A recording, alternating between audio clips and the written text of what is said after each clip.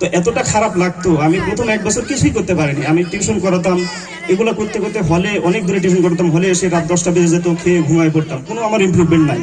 Second ইয়ারে আমি একটা উপন্যাস পড়ি, পথের পাঁচালী, অনেকেই পড়ে থাকতে পারেন, পথের পাঁচালী এবং অপরাজিত। এই গল্পের নায়ক অপু, তার যে উঠে আসা, এই যে এবং তার যে পারিপার্শ্বিক যে কাহিনী, সেটা যেন আমার গল্পের সাথে মিলে গেল। আসলে প্রকৃত সাহিত্যিকদের প্রত্যেকটা গল্পের প্রায় সবার সাথে মিলে যায়, অনেকে একমত হবেন।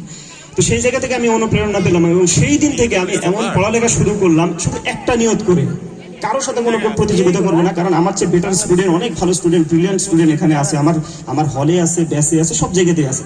আমি শুধু একটা নিয়ত করি, সেটা হচ্ছে আমি প্রতিদিন নিজেকে ছাড়িয়ে যাব। আজকে যা আমি পড়ালেখা করছি, কাজকে যেন তার চেয়ে বেশি আমি নিজেকে গড়ে তুলতে পারি। ইংরেজি কি বাংলা কি গণিত কি ভাষা দক্ষতা কি ডিবেটিং, সব ক্ষেত্রে আমার টার্গেট একটাই ছিল, সময়ের সঠিক ব্যবহার করবো এবং প্রত্যেকদিন আমি শুধু আমাকে ছাড়িয়ে যাব। এর বাইরে আমার কোনো টার্গেট ছিল না।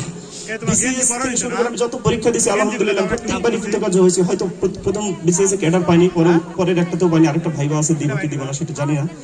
তো এই জায়গাগুলো থেকে আমার কারোর সাথে কোনো কম্পিটিশন ছিল না। আমি পরীক্ষা দিয়ে আসতাম, আমি তখন বিবাহিত, আমি যখন 41 যেটাতে আমি ক্যাডার হয়েছি, পরীক্ষা দিয়ে আসতাম, আমি অনেক হাসতাম, মানে অনেক খুশি থাকতাম, কারণ আমি একটা সরকারি চাকরি ছেড়ে দিও